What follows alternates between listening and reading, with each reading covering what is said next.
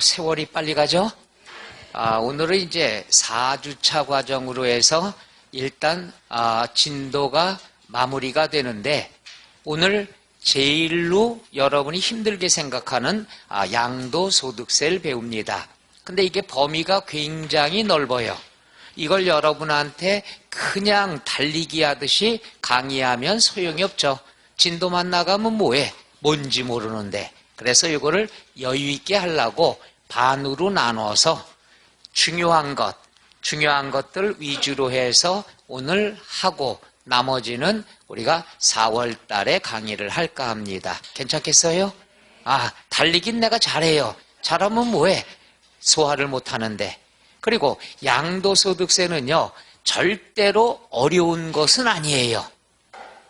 물론 문제가 5개에서 6개가 출제가 되니까 많이 나와서 그렇지, 그리고 교재 뒤에 나와서 그렇지 어려운 건 아니야. 그러니까 선입감을 버려요. 여러분 머릿속엔 옛날부터 뭐가 있죠?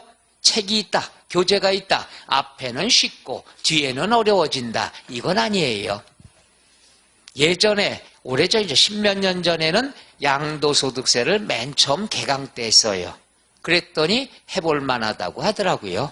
그러니까 선입감 없애고, 양도소득세는 지금 배운 것처럼 수준이 거의 비슷해요.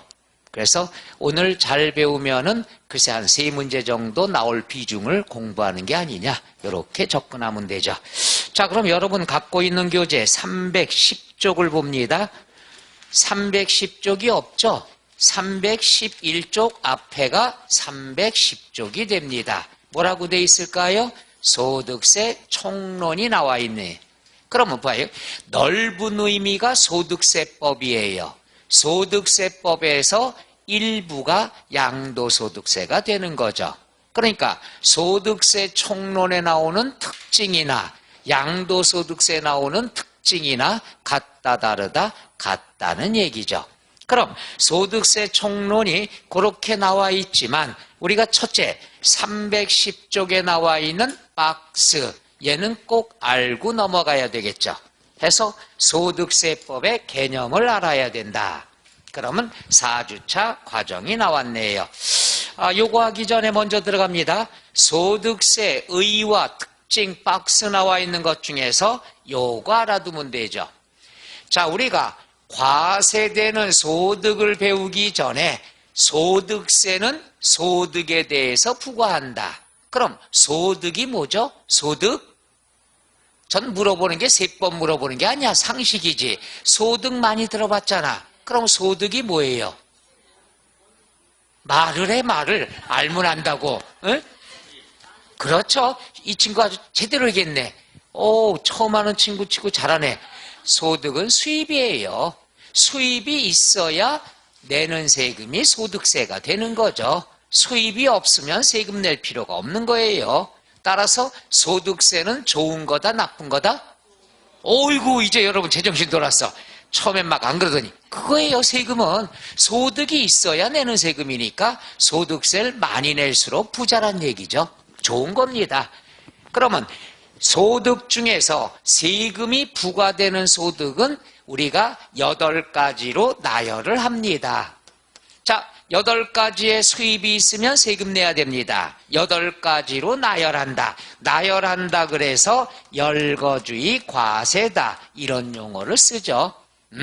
소득은 8가지의 수입이 있어야 내는 세금인데 8가지가 뭐냐? 이건 기본적으로 알아야 되겠죠. 그러면 과세되는 소득은 크게 3가지로 구분을 합니다. 하나는 종, 퇴, 양으로 구별하죠. 종퇴양, 항상 하는 얘기죠. 미스양도 아니고 종퇴양이다. 그럼 종은 뭐가 되느냐? 종합소득. 세는 조금 있다 하고요. 소득에 대해서 부과하는 게 세금이니까 그냥 여기 소득만 먼저 보면 되죠. 그 다음 퇴직금 받으면 내는 게 퇴직소득, 퇴직금 받는 거. 그 다음에 양은 부동산을 팔아서 돈 생겼을 때. 그래서 크게 3가지로 나눕니다. 종, 퇴, 양. 그럼 종합소득은 글자 그대로 말뜻이 종합이 뭐죠? 종합이 왜 말을 못해? 그렇죠. 합친다는 얘기죠. 처음 하시는 분인데 잘하시네. 그럼 종합은 합친다는 거야. 그럼 종합소득 안에는 요건 퇴직금만, 이건 양도소득만, 요거는 뭐냐? 여러 가지가 합쳤다는 얘기죠. 그럼 종합소득 안에는 6가지의 소득이 들어가 있어요. 그러니까 여러분이 어렸을 때 받았던, 명절 때 받았던 종합 선물 세트나 똑같다는 얘기죠. 그럼 6가지 소득이 뭐냐? 이게 시험에 가끔 주어지는 거죠. 뜻을 몰라도 돼요. 종합 선물 세트 안에 6가지가 뭐냐? 이거죠. 요거는 뭐라고 그랬죠? 이금배. 이금배라는 사람이 있어요. 유명한 사기꾼이에요. 잡혔어요. 남자일까요? 여자일까요? 그렇죠. 여자. 왜 여자인지는 모르겠어. 그래서 이, 근, 배, 사, 기, 연 6가지가 종합소득이더라. 끝. 이렇게만 하시면 돼요. 근데 여태까지 강의하면서 이 예를 그대로 해봤거든요. 근데 수강생 중에서 이금배 씨라는 분을 한 번도 못 만나봤어요. 한 번 딱 얘기 들은 적이 있어요. 3년 전인가? 한 분이 쉬는 시간에 오시더니 제 친구가 이금배가 있대요. 여기 안 앉아있길 다행이죠. 이거는 그냥 만드는 거지 의미가 없는 거예요. 그럼 이금배 사기연은 이는 뭐가 된다? 이자 소득, 이자 받았을 때. 그 다음에 요거는 월급 받았을 때 근로소득. 요거는 요즘 주식 투자 많이 하죠. 주식 투자했더니 배당금을 받았을 때. 요게 좋은 거죠. 앞으로 여러분이 생기는 소득. 중개, 사업, 소득. 사업해서 버는 돈. 그 다음에 연금. 연세가 드셔서 퇴직을 하고서 연금 받아 생활하면 참 무섭죠. 연세가 드셔서 연금 받는데도 세금 뛴다 이거예요. 그게 연금 소득. 그래서 우리가 이렇게 나오는데 여기에 해당이 돼야지만 세금 내는 게 열거주의과세야. 아무리 수입이 많아도 여기에 해당이 되지 않으면 안 내도 돼. 근데 세법이 뭐예요? 그런 틈을 안 주죠. 그래서 만든 게 기타 소득이에요. 기타가 뭐예요? 여기 해당이 안 되는 건 다 여기 집어넣겠다 이거야. 그러니까 세금을 다 걷겠다 이런 뜻이 되는 거죠. 그래서 6개, 7개, 8개, 8가지로 나열한다. 무슨 주의? 열거주의가 된다. 그런 다음에 그럼 우리가 어떻게 과세하느냐? 과세 방법은 어떤 게 있느냐? 3가지 배웁니다. 첫째, 이, 근, 매, 사기, 연은 따로따로 세금 내지 마라. 이게 원칙이에요. 따로따로 세금 내지 말고 합쳐서, 종합이니까 합쳐서 1년에 한 번씩 5월 달에 세금 내라. 하나의 세금으로. 하나의 세금이 어떤 이름이죠? 종합소득세로. 합쳐서 과세하라. 이게 무슨 과세가 된다? 종합과세. 요건 매년 1월부터 12월까지 벌은 것을 다음 연도 몇 월 달에 5월 달에 하나의 세금으로 납부해라. 이게 원칙이에요. 그게 종합소득세죠. 그런데 원칙이 있으면 예외가 있는데 이게 기본서 교재에는 빠져 있습니다. 좀 이따 쓰게 해드릴게. 예외는 5월 달까지 기다리지 말고 5월 달까지 기다리지 말고 돈 생길 때마다 걷자. 돈 생길 때마다 따로 걷자. 합치지 말라. 요걸 뭐라 그러냐? 분리과세라 얘기하죠. 쓰레기 분리수거. 그러니까 한꺼번에 쓰레기 봉투에 담지 말고 따로 해라. 요게 분리과세. 그럼 분리과세는 5월 달에 신고할 필요 있다 없다? 없는 거예요. 돈 생길 때마다 걷는 거야. 요게 분리과세. 이게 원칙인데 이해가 안 가시는 분은 이렇게 이해하시면 돼요. 항상 알아두세요. 세법에서 날짜가 정해져 있으면은 날짜까지 기다려줘요. 따라서 원칙은 종합소득세 5월까지 기다려. 그럼 분리과세가 뭐냐? 기한이 정해져 있는데 그 기간까지 기다렸다가는 떼어먹힐 우려가 있을 때, 이게 좋은 게 아니에요. 떼먹힐 우려가 있거나 불편할 때는 5월달까지 기다리지 않고 수시로 걷습니다. 이걸 뭐라 그래요? 분리과세라 얘기해. 그러니까 종합소득세는 5월달까지 기다려준다. 5월달에 해야 된다. 그러나 5월까지 기다리기 불편하면은 분리과세, 돈 생길 때마다 걷는다. 대표적인 게 뭐가 있느냐 그러면 5월달에 신고하냐 안 하냐 보면 돼. 기타 소득이라는 것은 대표적으로 목돈이 들어온 거, 횡재한 거, 떼돈 번 거, 이게 바로 기타 소득이에요. 제일 대표적인 게 뭐라고 그랬죠? 복권 당첨 소득. 복권 당첨이 100억이 됐다. 100억이 됐으면 세금이, 요건 상식으로 알아둬야죠. 33%입니다. 그러니까 복권 당첨이 3억까지는 22%야. 근데 3억을 초과하면 33%야. 그럼 33억 세금 띄는 거야. 그럼 나는 내 통장에 얼마 들어오죠? 67억 들어오는 거예요. 난 항상 복권을 예를 들면서 매일매일 삽니다. 그 지역이 어디서 만나? 세상에 5,000원짜리도 안 맞아요. 그래서 여기에서도 이제 이따 갈 때 사야 되겠어요. 한 번도 안 샀거든, 여기 거는. 한번 사야 돼. 자, 그러면 67억을 받아야 되는데, 이거죠, 세금. 원래는 어떻게 해야 되느냐? 야, 농협아. 농협이 주간은행이죠. 농협은행아, 나 100억 다 줘. 당첨금 다 줘. 나 집에 가다가 세무서에 가서 세금 신고 납부하고 갈 거야. 걱정하지 마. 그 100억을 다 줬어. 그럼 집에까지 버스가 세정거장이야. 세정류장. 버스 안 타요. 걸어가면서 별의별 생각을 하죠. 이걸 내가 내고 갈까? 떳떳하게 살을까? 아니면 어디 잠수 탈까? 별의별 생각하죠. 그럼 떼먹힐 우려가 있다는 얘기죠. 금액이 크니까. 그래서 이런 것들은 5월까지 기다리지 않고 세무서에서 농협은행에 부탁을 하죠. 야, 농협은행아, 네가 당첨금 줄 때 세금 좀 띄고 줘라. 그리고 띈 세금은 나한테 갖다가 내라. 이게 바로 무슨 과세? 분리과세.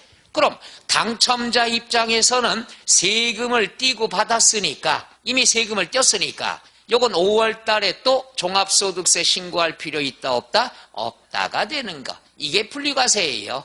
그래서 5월 달에 합쳐서 하나의 종합소득세라는 이름으로 세금 내자. 원칙 종합과세. 그런데 그때까지 기다리기 불편하면은 돈 생길 때마다 걷는다. 쓰레기 분리수거처럼. 뭐라 그러죠? 분리과세.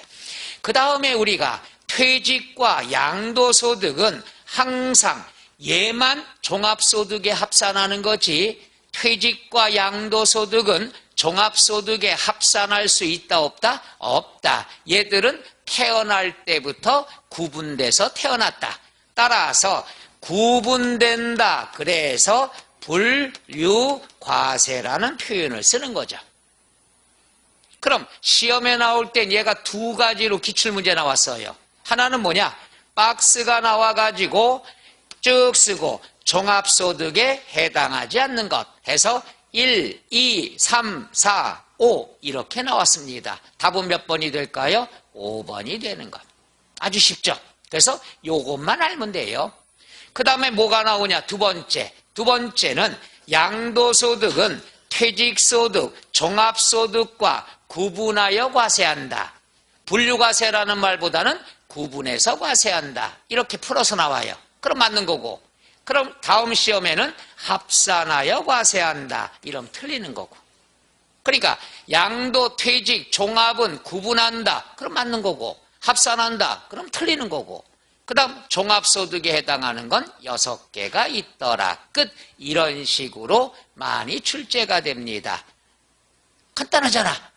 그런데 이건 올해 나올 가능성은 희박합니다. 너무 쉬워서 이렇다는 거죠.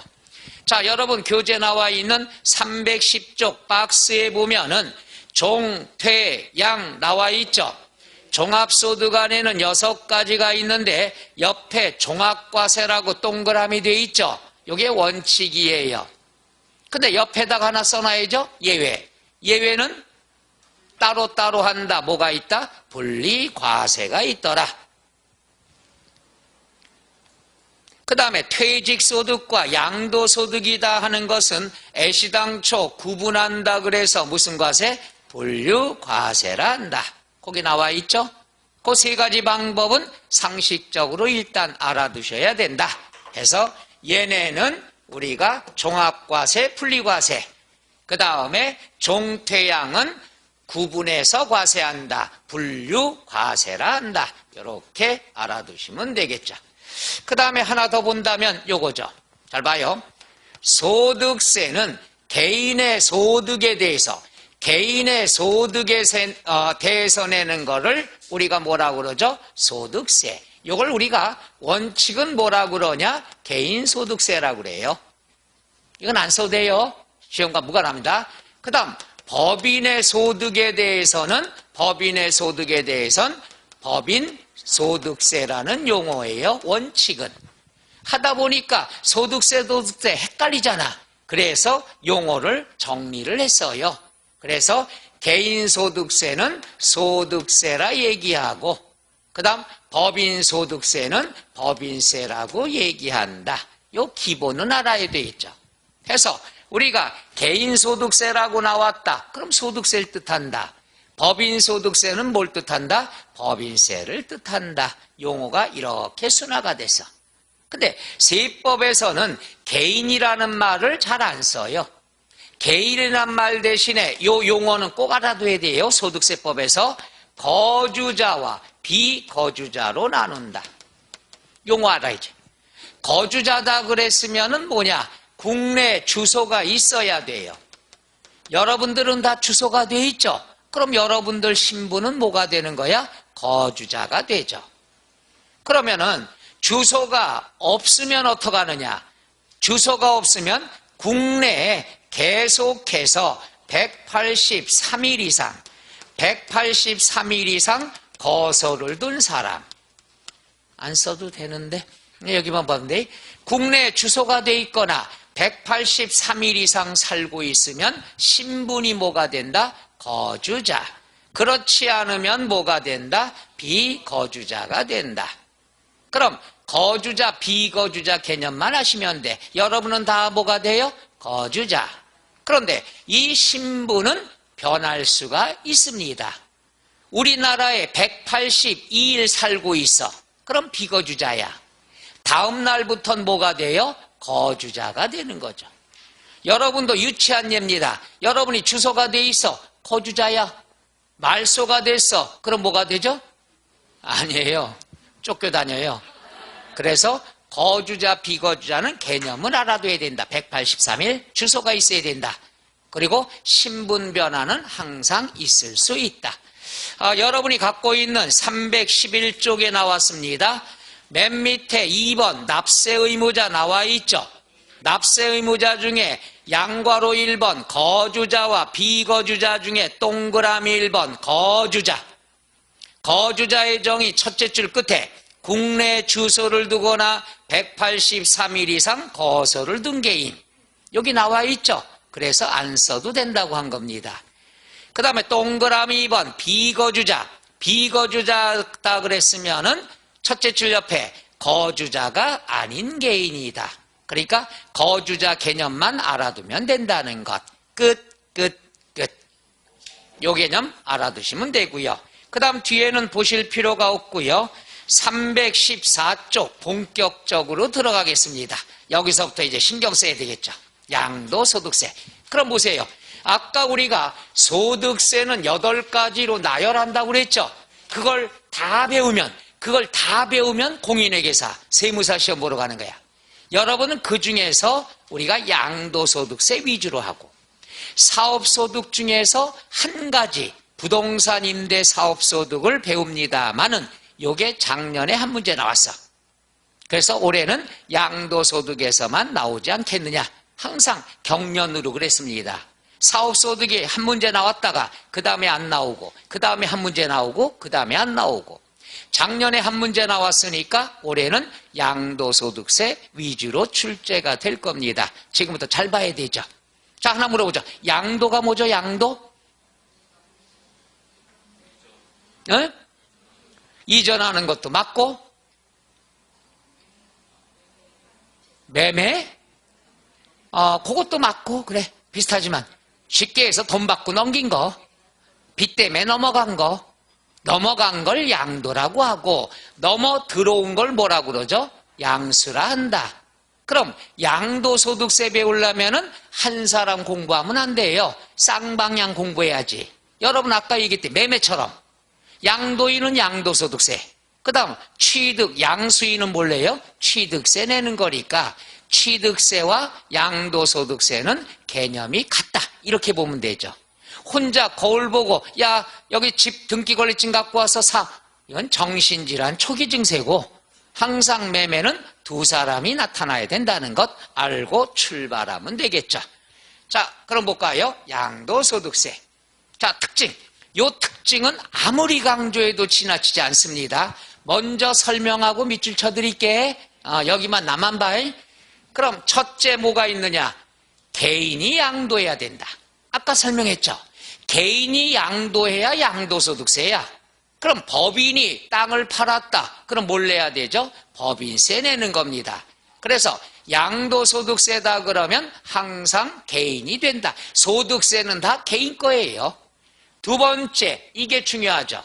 노란색이라서 잘 안 보이죠? 말만 들으면 돼. 이 양도소득세는 취득세 때 설명한 내용과 똑같은 게 이거예요. 사고 팔 때는 실질주의 과세라 그래서 등기 등록 여부와 관계 있다 없다? 없다.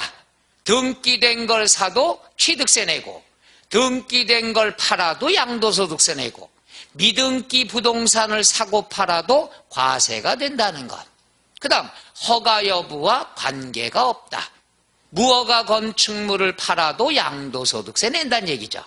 그러니까 사고 팔 때는 실질주의야.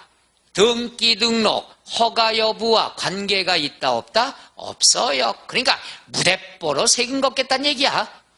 미등길 팔아도 양도소득세 내고 무허가 건물 팔아도 양도소득세 내겠다. 이게 제일 중요한 말이야. 그래서 시험에 보면 취득세나 양도소득세에 뭐가 제일 많이 나오냐? 미등기 부동산이 많이 나와요. 그러니까 시험 보러 가서 긴장하는데 왠지 미등기다 그러면 안 낼 것 같은 착각이 든다는 얘기죠. 이런 게 세법 문제예요. 제일 중요한 뜻입니다. 저게 등기 등록 허가 여부와 관계 있다 없다? 없다. 그 다음에 유상이전 해야 돼. 유상이전은 대가를 받고 넘겨야 돼. 그러면 무상이전. 무상이전은 양도로 볼 수 있다 없다? 없다. 무상이전의 뜻이 뭐죠? 공짜. 그냥 순박해요. 그냥 공짜. 요거는 증여와 상속을 얘기하는 거죠. 그 다음에 요거죠. 사실상의 이전만 돼요. 우리가 사회에서 보면 형식상으로 이전할 때 있죠.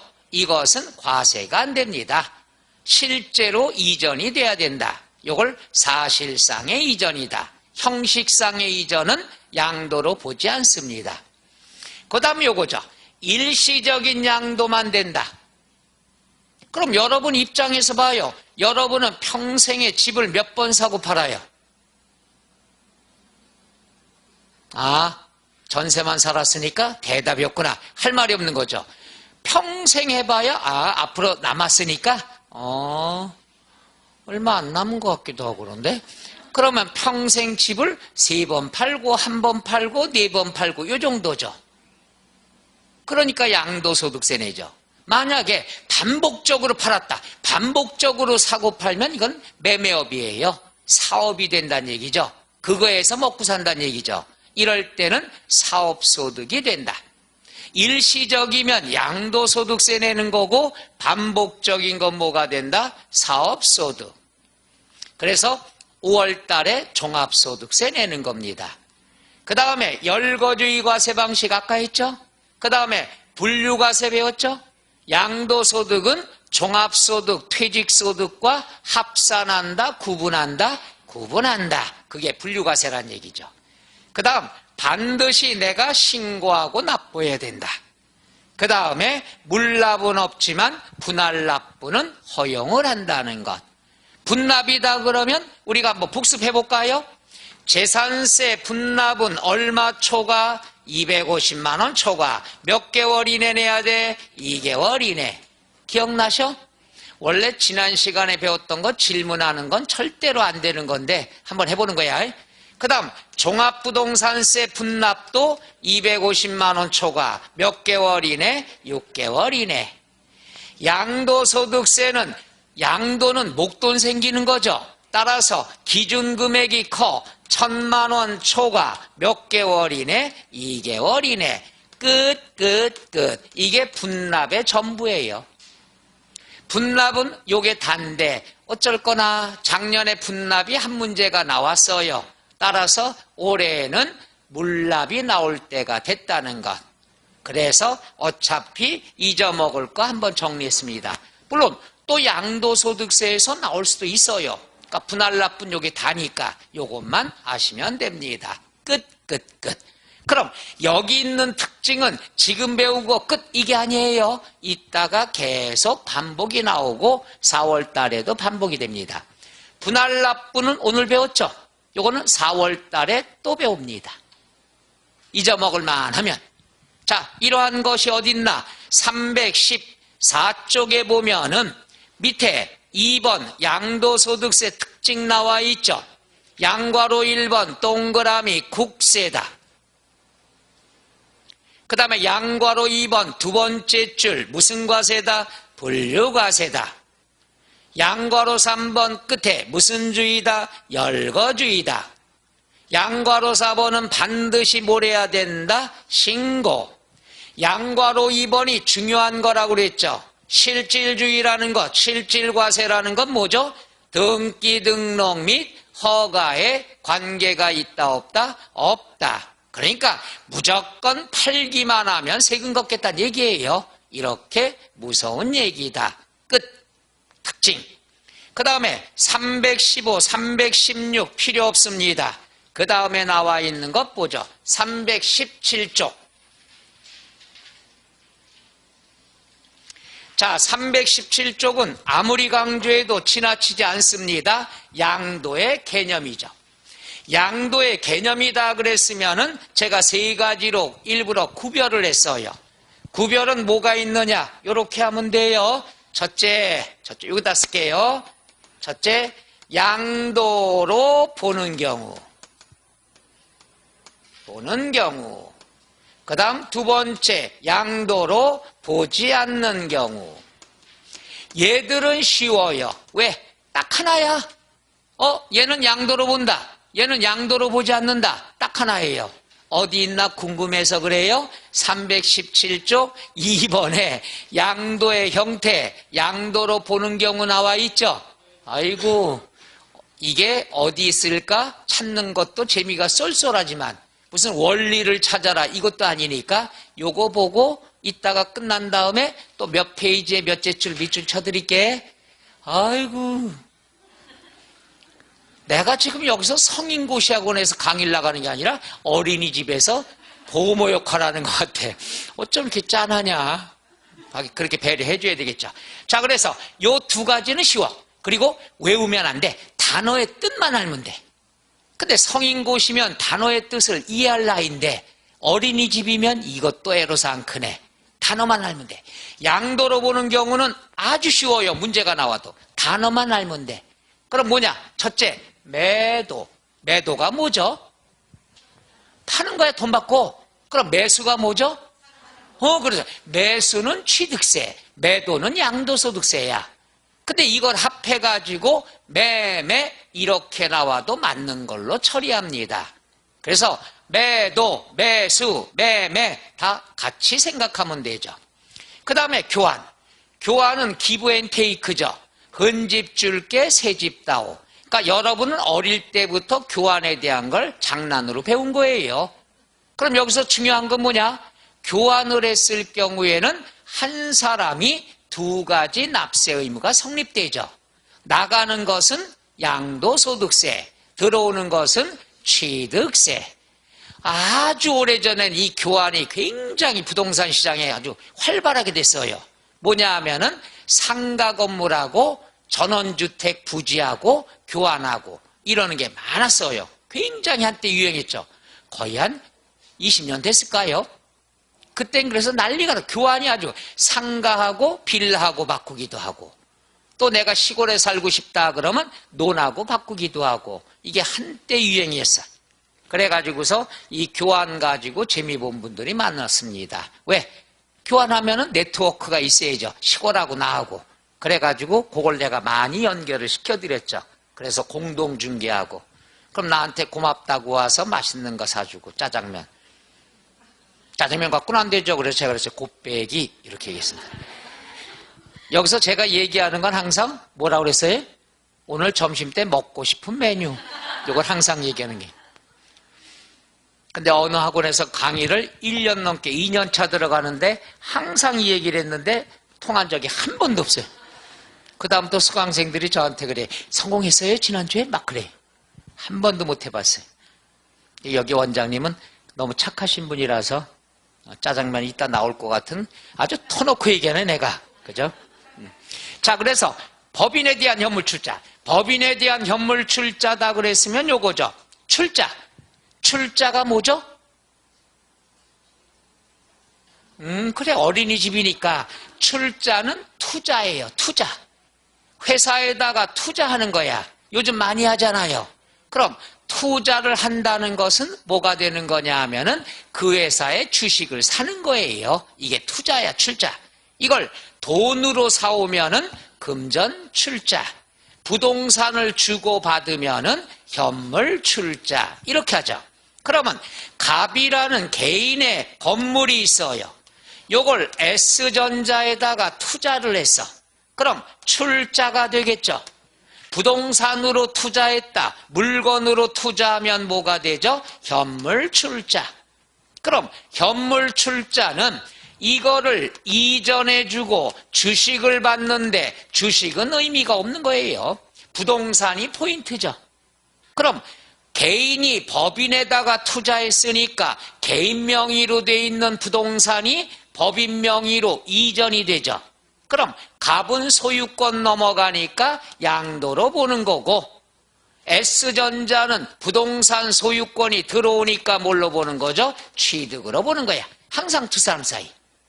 그래서 우리가 오늘은 양도소득세니까 주는 사람 입장이 되는 거고, 취득세 시간에는 받는 사람 회사 입장이 되는 거고, 그래서 매매, 교환, 법인에 대한 현물 출자 요 세 가지는 취득세에서도 배웠습니다.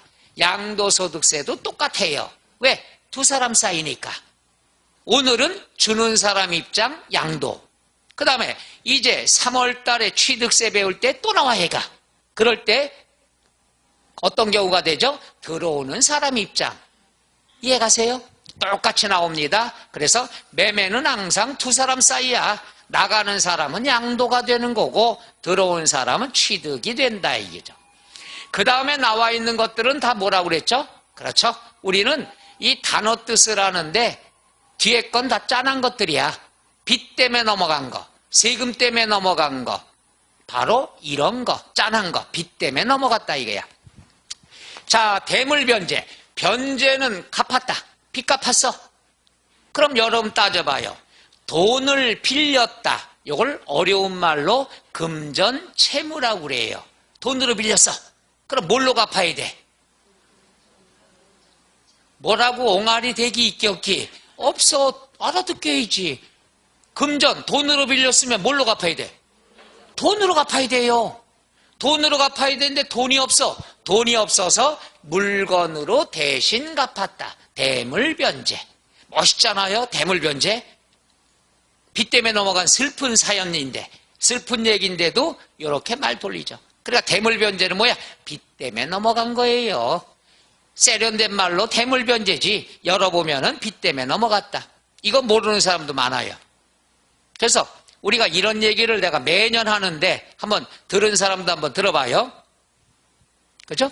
남자는 뭐가 생명이야? 남자는? 가오. 미안합니다. 저 일본말 써갖고 일본말인지 모르겠죠. 가오가 생명이야. 자존심. 그죠? 근데 내가 사업을 하다가 상가 건물 하나 있는 걸 빚 때문에 뺏겼어. 친구들 모임에서 물어보죠. 야, 너 상가 요즘 어때? 그럼 이상하게 빚 얘기만 나오면 어깨가 쳐져. 목소리도 낮아져. 빚 때문에 넘어갔어. 괜히 슬픈 척해. 친구들이 도와줄 것도 아닌데. 남자는 가오야. 그래서 이렇게 하자. 앞으로는 너 상가 건물가 어떻게 됐냐? 대물변제했어. 큰 소리로. 그럼 친구가 아이고 안 됐구나. 그럼 그 친구는 오래 사귀면 돼. 근데 너 상가 건물 어디 갔어? 대물변제했어. 잘 됐네. 이런 친구는 무식하니까 사귀질 말아야 되는 거야. 그렇잖아요. 남자는 거우죠. 도와줄 사람이 도와주지도 않을 거고 이미 끝장난 건데 거기서 약한 모습 보이긴 좀 그렇잖아. 남자들은. 물론 제 개인적인 생각인데 그렇게 얘기했을 때 상대방 친구가 거기에 반응에 따라서 사귈 거냐 아니면 헤어질 거냐 이렇게 보면 되겠죠. 그게 태물변제예요. 그 다음에 수용 뺏겼어. 뺏긴 대신에 보상금 나오겠죠. 쉽게 얘기해서 수용은 내 뜻이 있어요 없어요? 없어. 정부 정책에 따라서. 그러니까 짠한 거죠. 뺏긴 거야. 앞으로 수용은 뺏긴 걸로 하죠. 경매 공매 내 재산이 왜 경매에 올라갈까? 빚 때문에 세금 때문에 그럼 결국 빚 때문에 넘어간 거야. 경매 공매도 내 의사가 있어 없어? 없어. 그냥 뺏긴 거야. 그 다음에 뭐냐? 물락 재산세 지난 시간에 배웠죠. 세금을 내야 되는데 너무 많어. 그래서 부동산으로 퉁쳤어. 결국 세금 때문에 뺏긴 거란 얘기죠. 나는 이걸 주고 싶지 않았어. 세금 때문에 할 수 없이 준 거란 얘기죠. 이해 가셔? 그 다음에 뭐예요? 채비지. 채비지가 나왔는데 채비지, 보류지, 지가 뭐야? 지가. 그렇죠. 땅을 요거야. 매각했어. 그럼 당연히 매각을 했어. 땅을 팔았으니까 채비지 뜻 몰라. 모르지만 팔았대. 땅을 팔았으니까 양도로 본다 안 본다? 본다가 되겠죠. 채비지라는 건 뭐냐? 내 뜻이랑은 관계가 없는 땅이에요. 그냥 매각만 보면 돼. 끝. 따라서 여기 나와 있는 건 단어만 알면 되죠. 단어 이제 뜻 이해가요?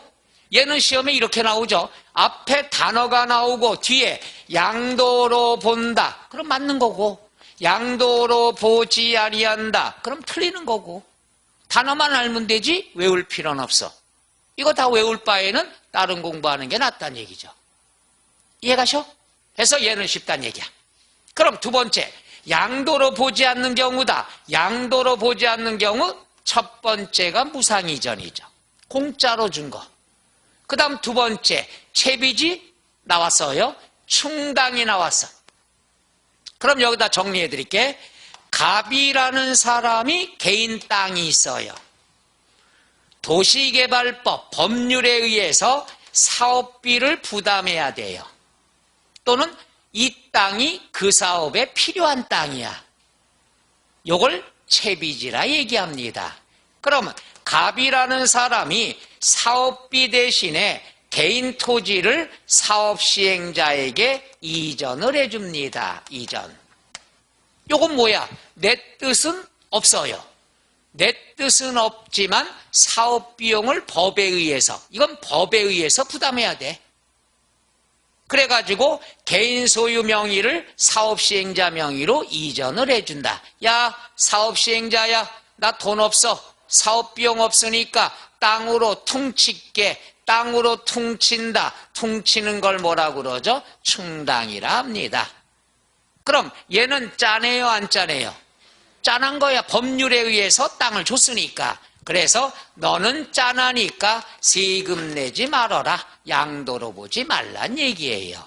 그래서 채비지 충당이라는 건 개인의 명의를 사업시행자 명의로 이전을 했다. 뭐에 의해서? 법률에 의해서. 법에 의해서 뺏겼는데 이것도 세금을 내면 억울하죠. 요거랑은 개념이 좀 다르죠. 그러면 사업시행자 명의로 이전됐죠. 그럼 소유가 누구로 돼 있어? 사업시행자. 사업시행자는 공사를 해야죠.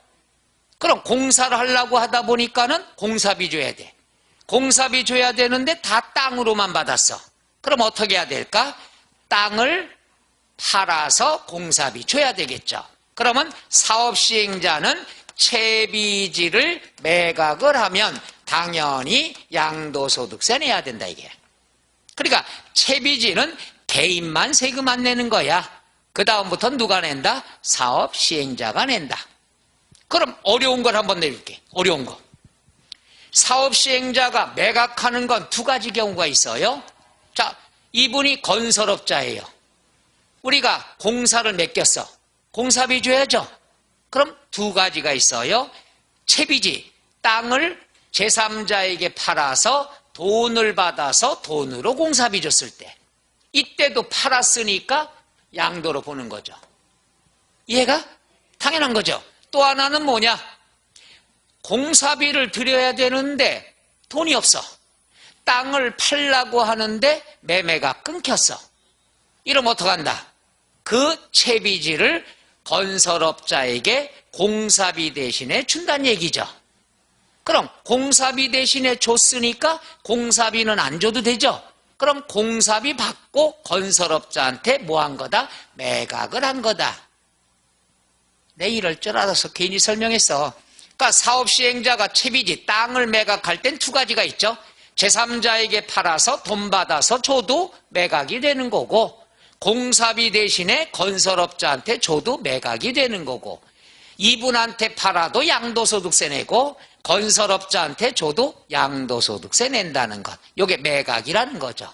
따라서 채비지는 두 가지만 알면 돼요. 충당, 개인이 퉁쳤구나, 짠하니까 양도가 아니야. 매각, 땅을 팔았으니까 양도소득세 내야 되겠죠. 어려운 거 지금 배웠습니다. 난이도 상이에요. 그냥 하나만 할 걸 괴롭히고 싶어가지고. 자, 그 다음에 뭐냐? 요거는 올해부터예요. 작년부터. 지적 경계선 변경을 위해서 토지를 교환했다. 따져봐. 지적이죠. 경계선을 변경은 내 뜻대로의 정부 대로야. 정부 정책에 의해서 교환한 거야. 내 뜻이 아니야. 그런데도 세금 내면 억울하잖아. 따라서 요것은 양도로 보지 않는다. 딱 봐서 경계선 변경이다. 경계선은 개인 마음대로 하는 게 아니다 이거야. 정부 정책에 의해서 하는 거니까 세금 낼 필요 없어. 양도가 아니야. 그 다음에 뭐냐? 소유권 환원이다. 이것도 양도에서 많이 나오는 용어가 되는데, 환원의 뜻이 뭐죠? 다시 돌아온 거? 갔다가 다시 온 돌싱도 환원이라고 그래? 죄송합니다. 맞죠? 원위치. 그럼 환원의 뜻을 알면은 환원은 찾아왔어 다시. 이 말인즉슨 과거에 뺏긴 적이 있었단 얘기죠. 이해 가셔? 갔다가 왔단 얘기지. 돌아왔다. 돌싱이다. 환원이야. 그럼 돌싱이다 그러면 과거에 갈라쓴 적이 있단 얘기죠. 이건 여러분이 판단할 수 있지 않나? 여러분 가정사를 물어보는 게 아니라니까. 가슴에 뜨끔한 게 있더라도 그냥 웃으면서 넘어가야지. 이건 공부상. 작년, 재작년에 하나 좋은 용어를 들었어요. 그 수강생한테 합격자들 모임에 가서. 합격하고 합격자 모임 하기 전에 우리 패밀리들이 있어요. 몇 분. 그래, 모여가지고서 밥 먹으면서 그러는데, 합격자 모임 하기 전인가? 시험 보기 전이구나. 그랬더니, 그분들이 그래요. 교수님, 여기 있는 요 사람들은요, 다 갔다 왔어요. 이래. 거기서 놀랬지, 나는. 무슨 돌싱 모임인가? 그랬더니 그 갔다 왔다는 말이 시험에 대한 얘기인데, 다 1차 붙었어. 전년도에 2차만 보는데 다 떨어졌어. 그때 좀 어떤 과목이 무지하게 어려워서 꽈락 떨어졌어. 나머지는 다 점수가 되는데 한 과목 때문에. 뭐라고 내가 얘기해도 돼요? 앞으로 공부 잘하라고 얘기하는 거예요? 공법이 무식하게 나온 적이 있어요. 그래가지고 공법 꽈락 때문에 다른 건 점수가 널널했는데. 진짜 그건 하늘의 뜻이에요. 하늘의. 올해는 그렇게 안 나오겠습니다. 작년도 마찬가지겠지만 공법이야 원래 어려운 거니까 많이 하셔야 되겠죠. 다른 과목 얘기는 안 해야 되는 건데. 그래갖고 그때 참 좋은 말을 배웠다. 그래서 제가 이런 얘기를 해요. 작년 한 번 봤는데 떨어졌다. 절대로 재수생 얘기하지 말라고. 주변에 그래요. 한 번 떨어지면 재수생이라고. 근데 그거 잘못된 거예요. 경력자. 경력자 우대하잖아, 세법도. 저 언어 순화가 필요하다고 봐요. 재수행하면 뭔가 좀 그렇잖아. 그죠? 그 다음에 뭐가 있느냐? 그 갔다 왔다는 말이. 참, 묘하대. 작년에 2차만 봤다가 떨어지고 다시 왔어요. 이렇게 해석하는 것보다, 갔다 왔어요. 표현이 굉장히 부드럽더라고. 처음엔 그 돌싱 생각했지만. 그렇잖아요. 그렇게 참, 그 생각, 마인드들이 긍정적이야. 그래, 그 다음에 다 붙었잖아요. 거기 있는 분이 다 붙었어. 그러니까 결국 붙을 건데 1년간 자격증을 보관을 시켰다. 보관을 시킨 게 어차피 받을 건데 보관시킨 거예요. 우리가 2호선 전철 있죠. 그 얘기를 내가 많이 해요. 2호선 전철역은 뺑뺑 돌잖아요. 요게 우리 학원 앞에 내릴 거야. 내릴 건데 운이 나쁘면 한 번 더 갔다 온다는 얘기죠. 이렇게 편하게 끝난 그분 마인드들이 참 좋은 거예요. 여자분들인데. 근데 실력이 되는데 안 된 거야. 내가 봐도 그분들은 100% 됐거든. 처음으로 2차만 봤던 분 중에 떨어진 분이 그분들 본 거예요. 그래서 밝은 거야. 그래갖고 시험 보고 다 붙어갖고 다시 또 모임 갖고 하죠. 지금 단톡방도 있습니다. 나중에 네트워크 다 해드리려고. 지역권 지방이니까. 그렇게 해나가면 되잖아요. 그죠? 뺏겨놓은 거야. 그렇게 생각하면은 아주 좋은 거죠. 그래서 채비지라는 것은 이렇게 된다. 자, 환원이라는 것 바로 그거죠. 자, 이거예요. 갑이라는 사람이 꽤 있는데 을이라는 사람한테 뺏겼어. 이전이 됐어. 너무 억울해. 억울해서 돌려줘, 못 줘. 그러면 소송을 겁니다. 이 소송이 뭐냐? 매매 원인 무효의 소송이야. 이게 지문에 꼭 나와. 지문에 꼭 나오면 뭐야? 매매 원인 무효의 소송에 의해서 환원 찾아왔단 얘기야.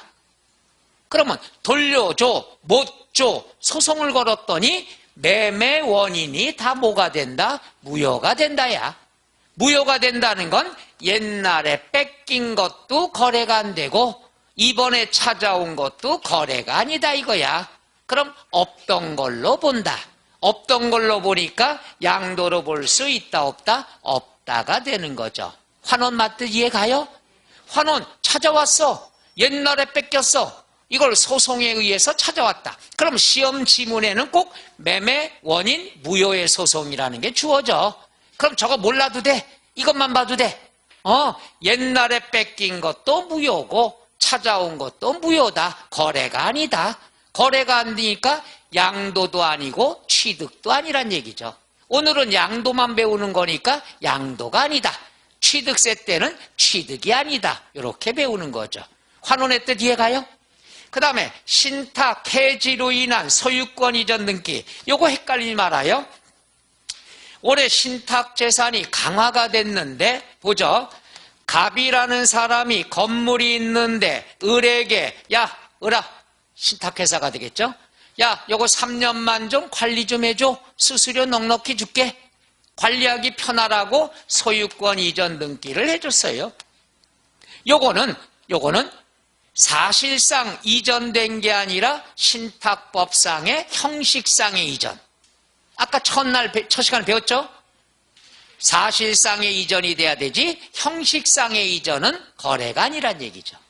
했다가 신탁 해지가 돼서 3년 계약을 맺었는데 얘가 관리를 도통 못해. 야 계약 끝내자. 해지를 했어. 해지를 하면은 소유권 다시 찾아오죠. 요것도 이전 등기가 됐어도 형식상의 이전이니까 양도로 볼 수 있다 없다? 없다가 되겠죠. 말 이해가시겠어? 그래서 요걸 정확히 얘기하면은 위탁자가 수탁자에게 이전할 때도 무효고 형식상이고 그 다음에 수탁자가 위탁자에게 이전을 해도 이거는 없던 거래가 되죠.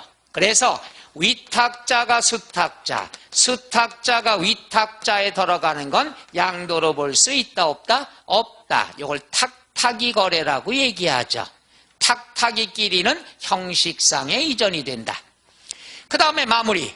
경매가 된 자산을 자기가 재취득했다. 이건 실무에서는 있을 수도 없는 일이에요. 넉나간 사람이죠. 왜? 돈이 없어서 빚 못 갚아서 경매가 나간 거야. 그럼 갑이라는 사람이 건물이 있는데 이것을 체납을 해서 또는 우리가 채무 때문에 경매 나갔어. 그러면 돈이 없어 경매 나간 거니까 돈이 있으면 빚 갚았겠지. 근데 없어서 경매 나갔는데 쌈짓돈 비자금을 갖다가 해서 갑이 자기가 입찰을 해갖고 요걸 갖다가 재취득을 했다. 말 돼요 안 돼요? 말이 됐다고? 그럼 뭐해? 재취득하면은 여기에 대해서 경매가 풀릴 거 아니야. 그럼 또다시 압류가 들어올 거 아니야. 또다시 경매 나올 거 아니야. 계속 한다면 밤새요. 그럼 자기가 또 재취득해. 그런 다음에 돈 갚으면 경매 풀리잖아. 그럼 또 압류가 들어오고. 아예 그 돈 갖고 빚 갚는 게 낫겠지. 이건 있을 수가 없죠. 그리고 결정적인 것, 원래 명의가 누구 걸로 돼 있어? 누가 재취득했어? 갑이 자기 걸 자기가 재취득했으면 소유권 이전 등기할 수 있어 없어? 이건 안 돼. 이전이라는 건 소유자가 달라야 되는 거지. 뭔 말인가 이해가요? 그래서 이런 경우는 양도로 볼 수 있다 없다? 없다. 실무에서는 갑이 아버지 재산이 경매로 올라갔으면 자녀분이라든가 형제분들이 참여해서 낙찰받아가지고 자기의 명의로 소유권 이전한 다음에 아버지 보고 얼마 내고 사용하세요라고 이렇게 하는 경우는 있어도 자기가 재취득하는 건 말이 안 된다는 얘기죠. 그 돈이 있으면 빚 갚는 게 편하죠. 왜 편하냐? 경매하게 되면은 거기 들어간 모든 비용은 체납처분비라고 해서 비용이 발생합니다. 만만찮아요. 그럼 이건 무조건 생돈 나가는 거거든. 그럴 바에는 돈으로 빚을 갚든가 이런 경우가 낫다는 얘기죠. 또 돈이 있으면 경매 넘어가겠어요? 말이 안 되는 거죠. 자, 여기까지가 양도로 보지 않는 경우. 그러니까 요건 양도로 보는 것, 요건 양도로 보지 않는 것. 딱 한 방향이야. 그러니까 시험에 잘 안 나와. 물론 나오기도 합니다만은 그럼 시험에 뭐냐? 양다리 걸친 거. 항상 세법 문제는 두 가지라고 했죠. 양도로 볼 때가 있고 안 넘어가도 돼? 봐줄게. 불안해서 안 되겠다. 자, 그럼 317쪽 보죠. 2번 양도로 보는 경우는 굵은 것만 밑줄 치면 돼. 양괄호 1번에 매도 또는 매매. 그 다음 뒤로 넘어가서 318쪽 양괄호 2번 교환. 밑에 양괄호 3번에 현물 출자. 좋죠? 그것만 공부하는 거야. 그 다음 오른쪽 양괄호 4번에 대물 변제. 됐죠? 그 다음 뒤로 넘어가서는 좀 이따가 배워야 될 내용들이 됩니다. 그래서 일단 대물 변제까지만 밑줄 쳐놓으시면 돼요. 교재가. 그럼 나머지 것들 320쪽부터는 이럴 때 있고 저럴 때 있는 거니까 그건 친절하게 여기 보세요. 친절하게 기타라고 해서 6개를 묶어놨어. 이 6개가 나오면 여기서 나오죠. 6개 공통점 두 갈래길이야. 요럴 때는 양도고 요럴 때는 양도가 아니고 그러니까 중요할 수밖에 없다는 얘기죠. 세법은 두 갈래길이 항상 시험에 제일 많이 나온다고 그랬잖아. 바로 요거에 관한 건 10분간 쉬었다 할까요? 예.